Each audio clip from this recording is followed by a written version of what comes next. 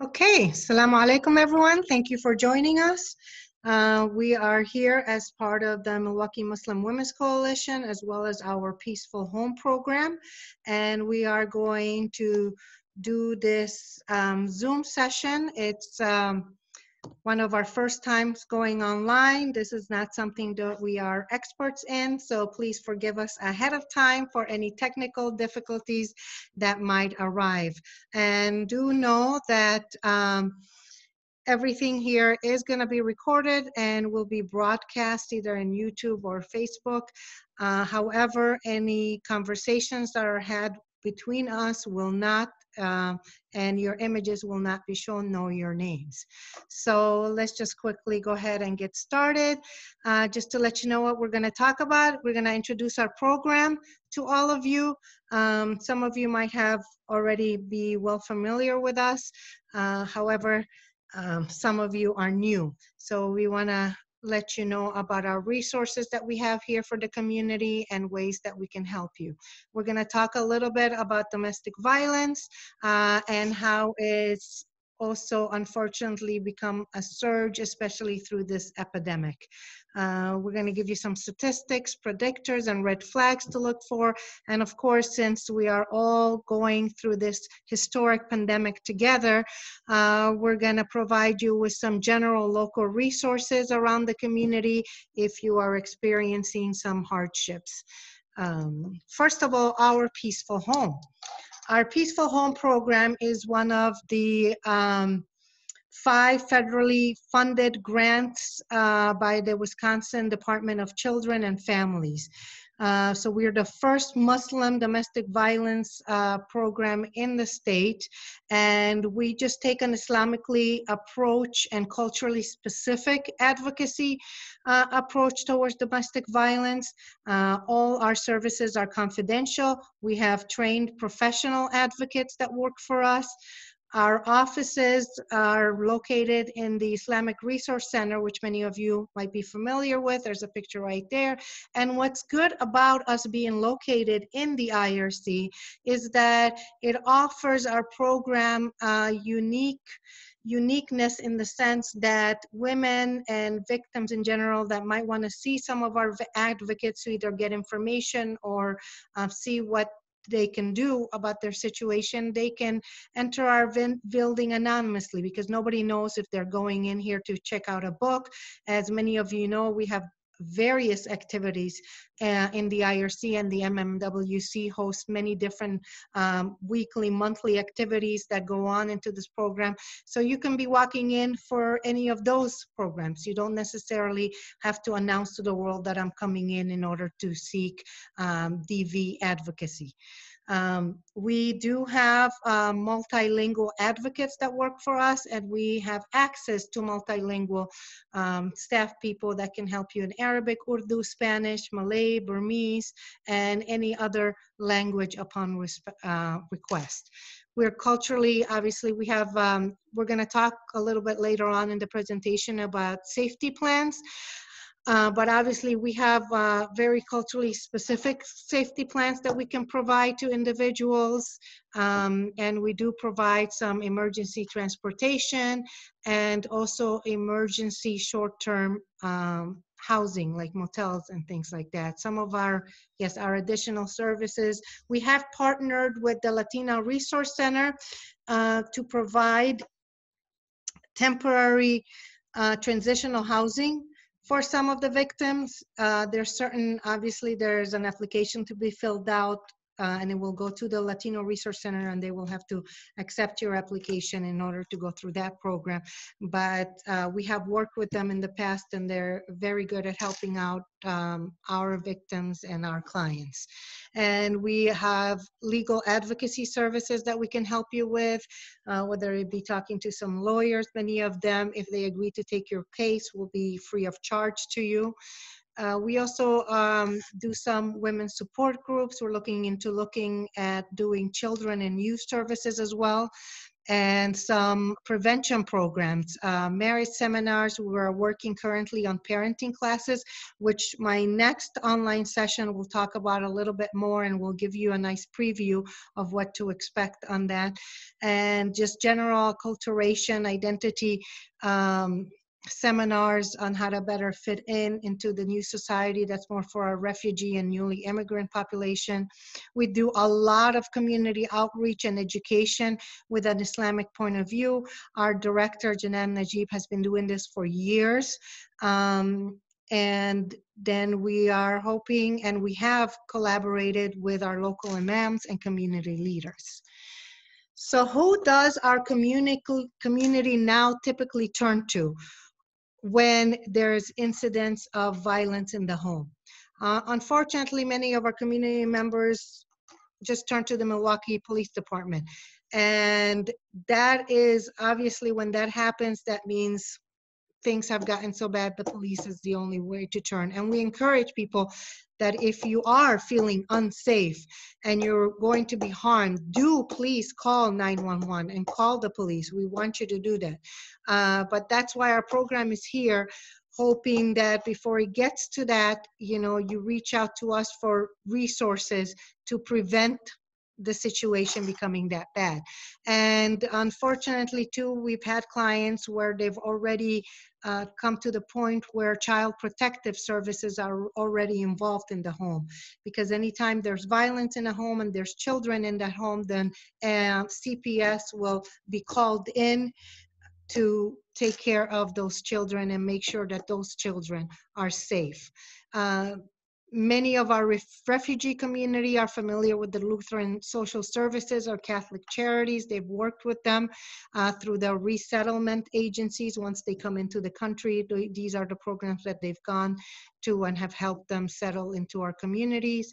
As I said before, we are one of five culturally specific DV programs. We have the ASHA Family Services, which serves the African American community. We have the Latino Resource Center, which I mentioned that we've worked with often.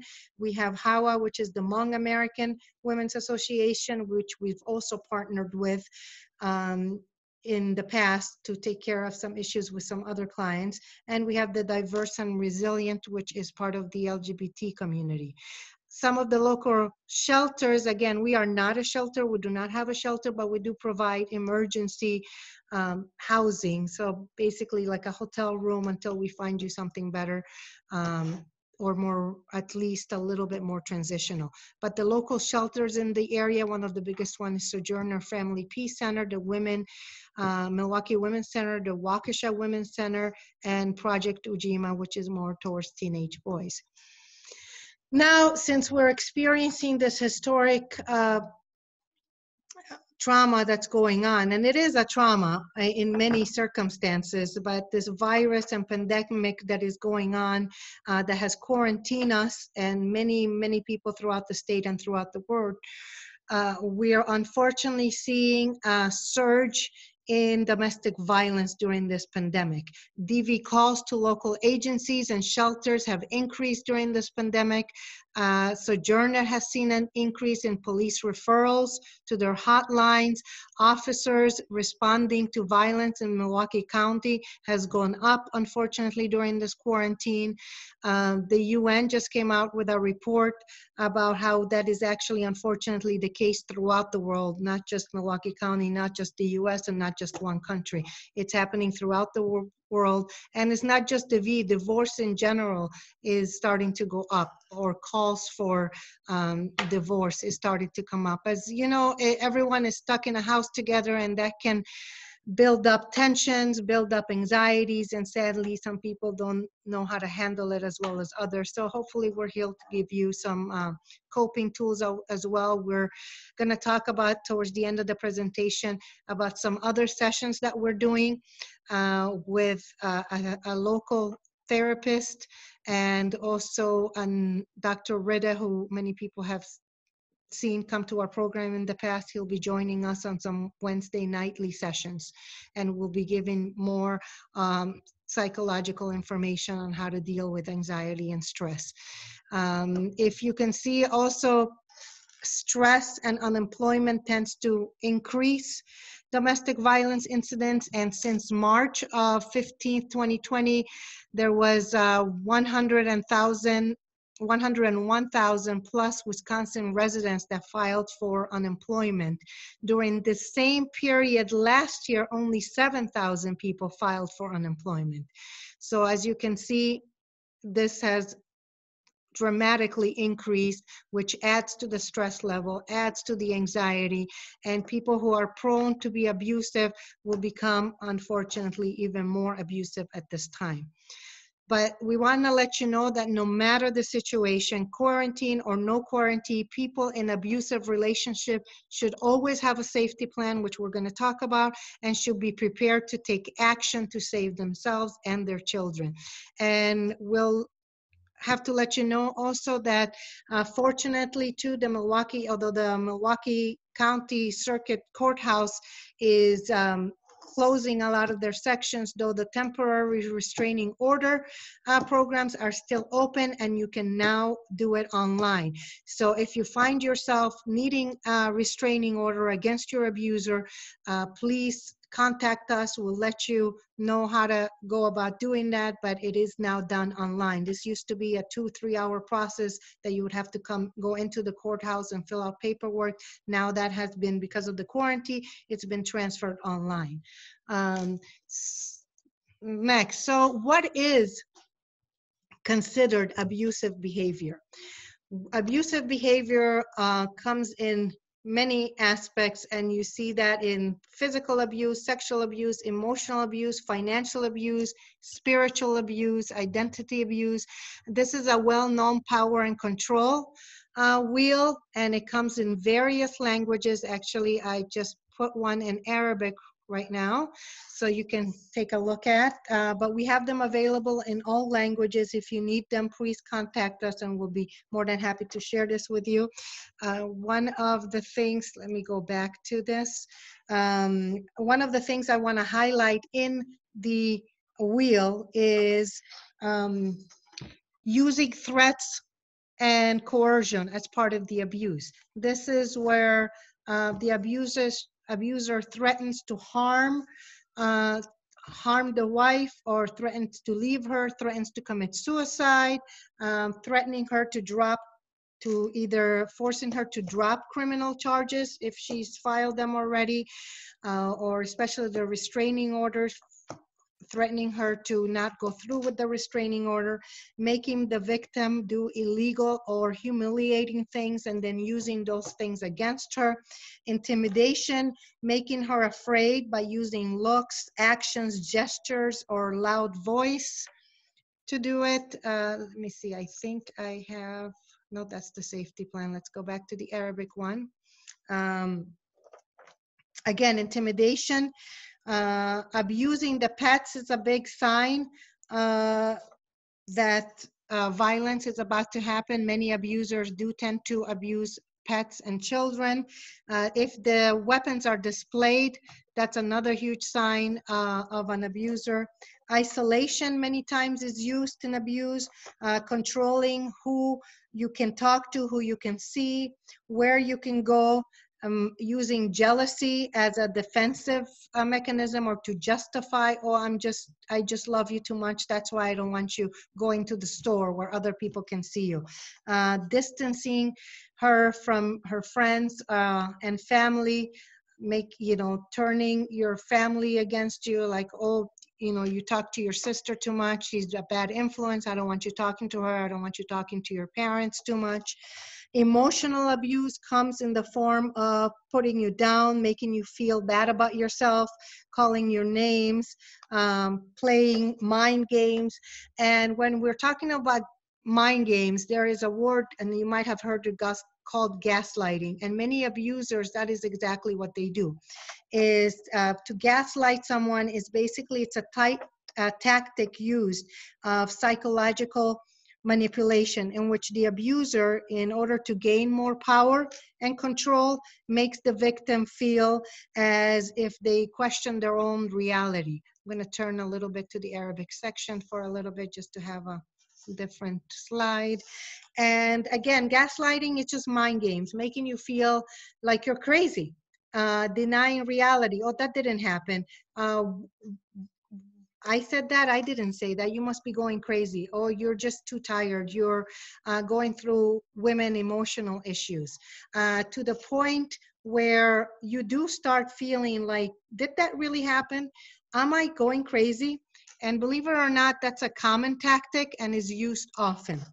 Religious abuse, some people were asking, what is religious abuse? Religious abuse is when religion is used to justify the abuse. You're not a good wife, and therefore, this, the Quran or the Bible or whatever it may be, it lets me hit you because you're not following my orders, and I am the husband. Or any sense where you use either their religious beliefs against them or their lack of religious behavior against them. That is all constitutes religious abuse. Using children is a big one, threatening to take your children away from you, especially when we're talking about immigrant families, threatening to leave the country with the children. That is another form of abuse. Using immigration status. I'm not gonna file your immigration papers. You will never become a citizen. You're not gonna be legal in this country. You have no options. You're gonna have to depend on me. Skipping the interview process for the green card. Using any of those immigration status against the victim is another tactic, unfortunately, used. And the biggest one tends to be economic abuse. Not having access to financial family income, not having access to the bank account, to credit cards, just doing cash allowances. That's another form of abuse called economic abuse. And that all leads to you feeling like there's no way out. Even if I were to leave, I don't have any money. I wouldn't know how to get a job because he never allowed me to get a job or go to school or better myself. So that's all part of the power and control. Our next slide, we talked about how safety plans are important, and this is a general safety plan. I minimized it just for this presentation, but if you want more details, you can always come to our center and just for information and get educated on the options that you have out there. But we tell our clients to always remember to keep important documents in a safe place. So in order for you to, if you do decide I need to go for my safety, you can just grab a bag that has all your important documents and just leave. You don't need to look all over the house for things. And we ask people to include their IDs, driver's licenses, passports, social security card, refugee cards, birth certificates, any of those things. These are important items that you will need in order to seek resources once you're on your own. It becomes very difficult to try and apply for anything if we don't have a tangible ID with you. Cash is always king. So please stash some cash away. If you don't want to hide it in your own house, give it to someone to keep it safely for you, a family member or a close trusted friend.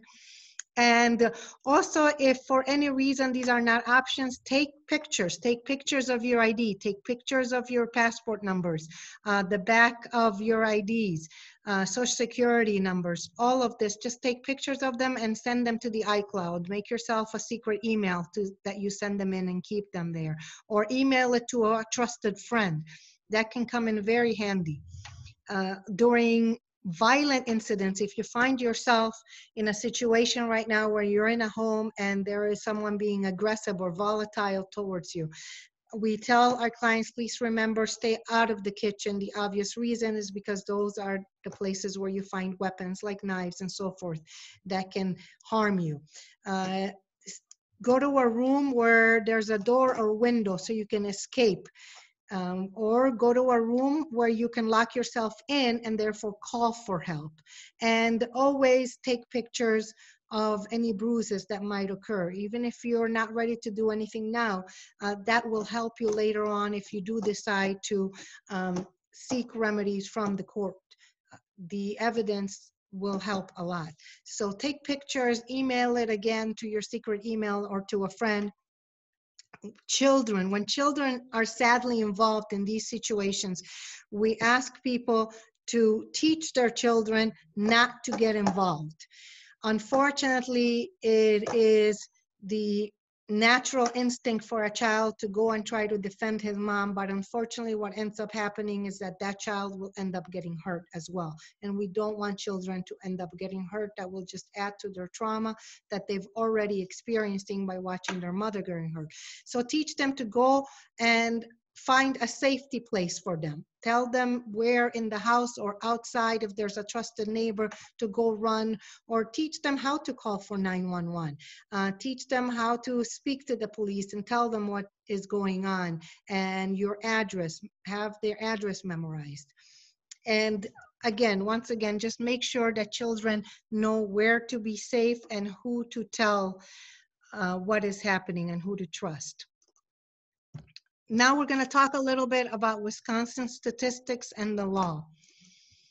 So Wisconsin is a mandatory arrest state, meaning if the police is called to your home for a domestic violence incident, they are required by law to assess the situation and make a reasonable basis on who they believe is the aggressor, and they must arrest that aggressor. So once that happens, what automatically goes into effect is a 72-hour restraining order. So they will take out the abuser out of the home, tell the abuser you cannot return until 72 hours. Within that 72 hours, if you feel you need more time, then you have to go into the courthouse. But again, we said that has been suspended because of the quarantine. Now you can do that online. You will go in and take out another temporary restraining order, which gives you usually 10 to 14 days until you go and seek a more permanent one. But if an arrest is made, you have an automatic 72-hour restraining order, and then you file for a more temporary 10-day restraining order. So the Wisconsin statute, I skipped the first one, is states or defines domestic abuse as, or domestic violence in the state of Wisconsin. The statute states it is intentional infliction of pain, injury, illness, threat of future pain, injury, or illness by one adult household member to another.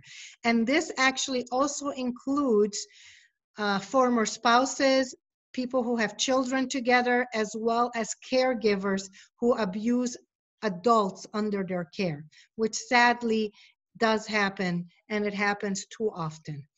And I included here the Circuit Court Access website, because this is a way for you to find out who has a restraining order, who doesn't, if you are wanting to just see does your husband have other incidents or someone in your household that you may not be aware of.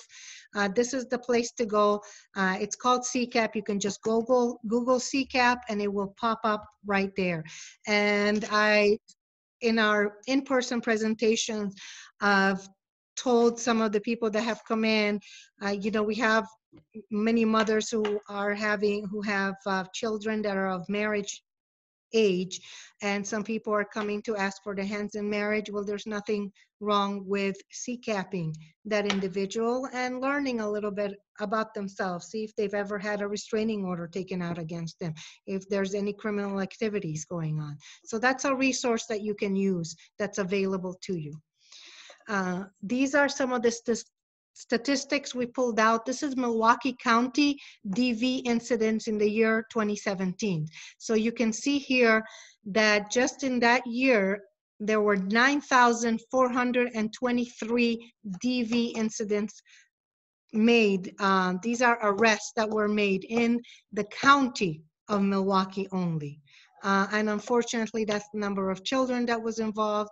So as you can see, this is a problem that is throughout the county, the states, everywhere, and we just need to start combating it. And we hope that Our Peaceful Home is one program that can help decrease those numbers. homicide report in Wisconsin. This is, it's a comparison report between the year 2018 and 2017, the number of deaths that occurred because of domestic violence. As you see, there were 40 incidents in 2017. It went down to 37 last year, and you can go through the two columns and see, unfortunately, at the bottom, the total of deaths, 62 versus 47. So it went down in a year, and we hope that it continues to go down. Some facts about domestic violence. Domestic violence happens in every community. Nobody is immune. It does not target race. It does not target religion. It does not target economic status or education level. Unfortunately, we've had PhD medical doctors that have that are abusive. So don't think that, oh, this is just something that happens to people that don't have that much money or live in small homes or anything like that. No, it happens sadly everywhere. And no one deserves to be physically, verbally, or sexually abused. Domestic violence typically worsens over time. Unfortunately, that is the statistics that are out there. Research proves that it does not get better, it gets worse. And sadly, the most dangerous time for a victim is when she's preparing to leave. That's why it's programs like ours are so pivotal, because you need a safety net around you. You need people to help you through the process and to make sure that you stay safe during that process. Pregnant women, unfortunately, are at risk for abuse. Stress is added to a family household. Anxiety goes up because of the added responsibilities, added burdens, whatever it may be. But sadly enough, pregnant women do tend to be at risk. Globally, the victims of domestic violence do tend to be overwhelmingly women. That's just a fact. As you see, violence, as we talked about, it's a matter of power and control, and men tend to be the aggressors because they are physically more powerful, and they use that against women. And women tend to experience even more severe form of violence than any other kind of violence. And DV incidents, sadly, are actually amongst the most underreported crimes worldwide. So even those statistics that we gave you before, that's the reported cases. So that's even more, because domestic violence tends to go unreported throughout the world, sadly. And victims of domestic violence may experience physical disabilities, dysregulated aggression, chronic health problems. Mental illness is a huge one that we see happen. So the more physical abuse you encountered, or emotional abuse, whatever it may be, that does start affecting your mental health. Limited finances, it affects their poor ability to create healthy relationships in the future. Again, severe psychological disorders such as PTSD, post-traumatic stress disorder. That's part of being a victim of domestic abuse. As we go on, sadly, we're going to talk about DV and children, and in the next session as well, we're going to focus in a little bit more about children and domestic abuse and what to do. But there is well-known research on adverse childhood experiences, they're called ACEs, that affect children that have grown up in homes where domestic abuse is prevalent. So children, again, like we see, children who live in a household with violence often show psychological problems from an early age, such as avoidance, hypervigilance to threats, and dysregulated aggression. 50% of men who frequently abuse their wives will also abuse their children. A child who lives in a family where there is violence between parents is 15 times more likely to be abused. Men who have witnessed violence between parents are 3 times more likely to abuse their own children. See, now we're talking about a cycle. This is a cycle, and you'll find that the abuser in your home, if you start looking at how he grew up, you will oftentimes find that he was a product of a domestic abuse situation. That's why it's so critical to end the cycle now. And some people, some moms especially, will say, I'm just staying for the sake of my children. I'm staying for the sake of my children. Well, you know, everyone is entitled to their own choices in life, but do know and be informed that children growing up in abusive households, it does affect them, and most likely will basically continue the cycle of violence. And if you look at our last bullet point, the sons of the most violent parents are not 10 times, not 20 times, but 1,000 times more likely to become bearers themselves. And that is a sad, sad statistic that we want to break as soon as we can. Predictors of domestic violence. Somebody was asking me on our last in-person session, and that's why we created this slide, is what do we look for? What are some of the telltale signs? Well, growing up, again, like I said, growing up in a violent family is a sign, is a predictor of DV. The tendency to use force or violence to solve problems. Rigid ideas about gender roles that are culturally based. Jealousy of other relationships, which includes your family and friends. Access to guns and knives and other lethal weapons. This is a huge indicator, because sadly, what we have come to find out is that abusers who have access to guns or knives will end up using those guns and knives.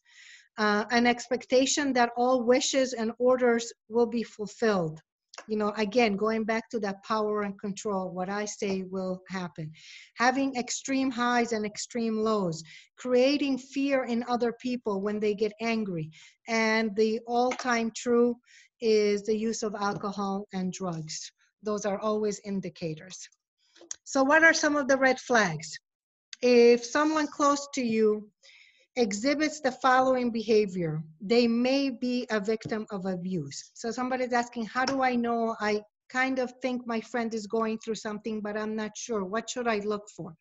Well, if they suddenly exhibit low self-esteem or have other personality changes. Your friend used to be very an extrovert and used to have this bubbly personality and used to love to just do many things and be active in the community. All of a sudden, she's pulling herself back. She's not as talkative, became a little bit more aloof.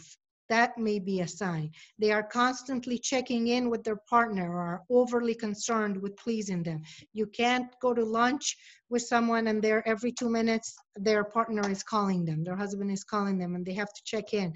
Or they might even have to take a selfie to prove that they are in the place that they said they were.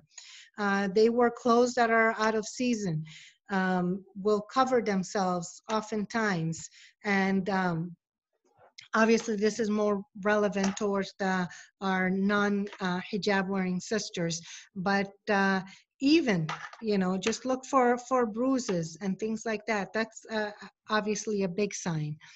So what can you do to help? So now that you may suspect that something is happening, what can I do? Many people say. Unfortunately, there isn't too much that you can do unless they ask you to do it. So one of the first things we tell people is, please don't judge. These victims are already going through unimaginable things.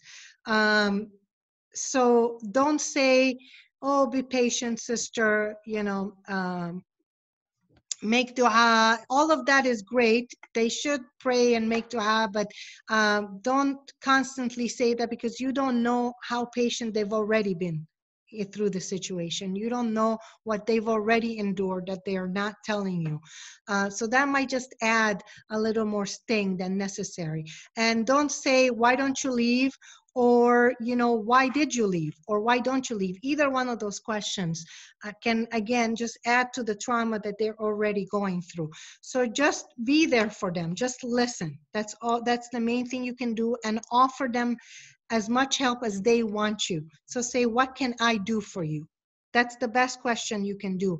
And offer them information and resources. Tell them about our program. Let them know that it's confidential. It's gonna give them information. Information is, and knowledge is power, like we've always said.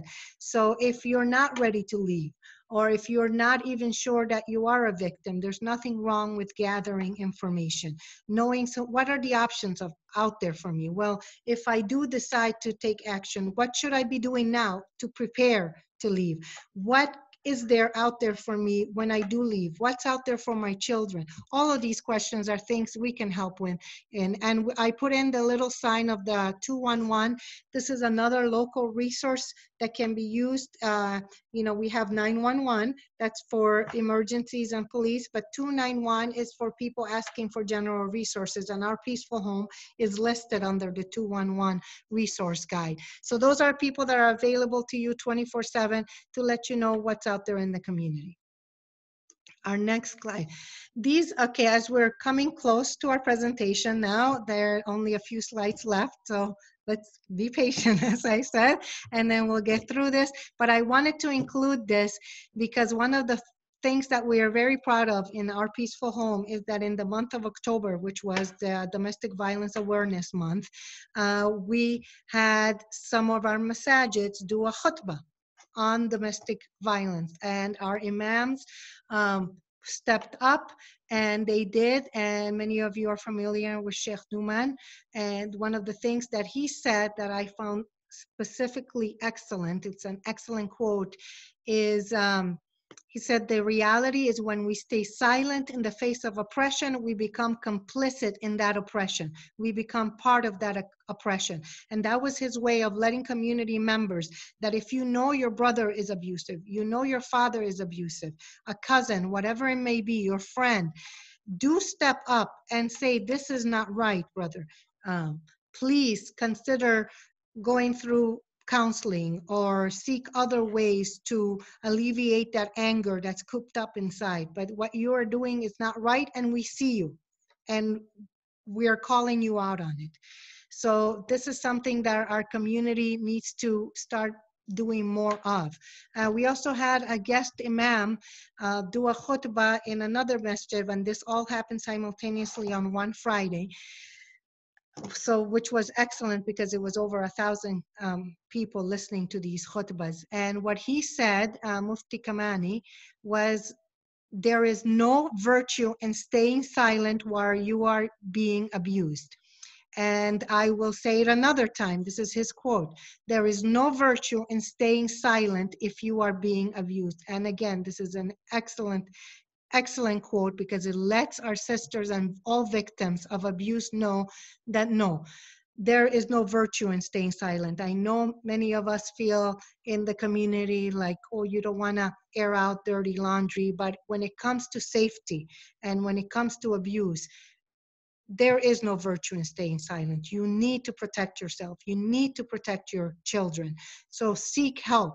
There is no shame in seeking help. And family members, again, must stop defending the abuser. Sadly, not just our program, but many other programs, what they tend to find is that many of these abusers are supported by their family members, their mothers, their sisters, their fathers. Instead of helping the victim, they go against the victim, and we need to stop that. We need the abuser to know that this is not right, and the best way of doing that is if that message is brought on by his own family members. So let's consider that. And as a community overall, we hope to prevent DV by working together. All of us, our imams, our Peaceful Home program, our healthcare professionals, our schools, our educational leaders, community leaders, our volunteers, everyone needs to come together and say that as a community, as a whole, we need to respond with a clear message that says domestic violence is not tolerated, period. And these are just some du'as and prayers that we put out there, not just for victims of domestic violence, but everyone that's going through these difficult times because of the quarantine. because of the high rate of unemployment, many people don't have jobs anymore, or they've been laid off. Financial strains are beginning to occur. So one of them says, "Oh Allah, I seek refuge with you from anxiety and sorrow and weakness and laziness and miserliness and cowardice and the burden of debts and from being overpowered by men. There is neither might nor power except Allah. I am overcome, so vindicate me." So these are words that you can say over and over to help ease the tension of what is happening. Unfortunately, as everything comes, everything goes. So this is just a temporary thing that's happening. Inshallah, it will all come to an end pretty soon. And this is a test. Everything as Muslims, we believe we're going through trials and tests, and this is another test upon us. But the community is coming together as a whole, alhamdulillah, and there's many resources to turn to during this pandemic, and we're listing some of them for you now. For food, the Islamic Dawah Center, alhamdulillah, every week, pandemic or not pandemic, they've been running a food pantry, and so they're doing it as well through the pandemic, and it's on Tuesdays from 10:30 to 11:30. The Sakina Center is having their senior dining, and that's going on Mondays through Thursdays, 12:30 to 1 p.m., which you can go and basically get free meals for your elders. And all schools, all of MPS, and that includes Salam School, are offering free grab and go lunches. And you don't have to be, your son and daughter doesn't have to be a student at that particular school. So it's open through all children everywhere in the community. So if your closest school is Oak Creek, go to the Oak Creek school and get those. Obviously, Salam School has halal meals. So if your son goes to Oak Creek, but you want a halal meal, by all means, go to the Salam School and pick up those meals, free meals. And general help, alhamdulillah, again, our community has come together. The ISM Brookfield has established their Noor community service team that you can help, and maybe they can pick up groceries for you or help you pick up prescriptions that you need. The Masjid Al-Huda is also put together a committee, and that's their number that you can call. And many of us are familiar with the great work that the Hanan Refugee Relief Group have been doing throughout the years. And so they are stepping up once again and handing out gift cards to some family members in need. They have done a few rental relief for some of their families. So by all means, call them and see how they can best help you. But we want to remind you that our governor, thankfully, has suspended all disconnections that occur. So We Energy will not be disconnected, your water, your heat. Don't worry about that. And also there has been a pause on all evictions and foreclosures. So at least for now, you do not have to worry about getting kicked out of your apartment. You don't have to worry about foreclosures on your homes. All of that has been on pause because of the pandemic. But we do remind people, don't just ignore your bills. Call your bill providers and let them know, I'm having a hard time, I will not be able to pay this month, or I can only give you $10 this month. It's very important to keep the lines of communication open. That's going to help you later on. And again, as we know, the stimulus package has been passed, and inshallah, many people will be getting straight cash checks from the federal government. And again, I put in the 211, that's 24/7, 365 days a week, that connects you with thousands of nonprofit and government services in your area. So we remind you again, thank you for joining us. And this is the information for our center. Again, our building is closed. However, we are open through appointments. You can call us 24 hours a day. Our crisis line numbers are 727-1090 and 841-5351. You can text us, you can leave a message, or you can call, and all of it is confidential and anonymous. So do not be afraid, no one will know. And of course, we put in the National DV hotline if you prefer that. Some of our upcoming sessions are, we have Dr. Rida, again, doing 4 sessions throughout the month, every Wednesday night. So this Wednesday, he's going to be talking about the impact of COVID-19 and stress and wellness. He is a well-known psychiatrist and Harvard-trained trauma specialist. And we have Samia Khan, who is a clinical mental health counseling intern, and she is in our Peaceful Home Advisory Board member as well. And she'll be talking about anxiety and family systems. And we're going to have many sessions every week throughout this epidemic to keep you informed. And please stay safe, stay healthy, and practice social distancing as always. And inshallah, all of us will come out better for us. And my next session will be focusing on, again, the adverse childhood experiences and providing you with some parenting tips on how to best deal with this homebound situation that we all find ourselves in.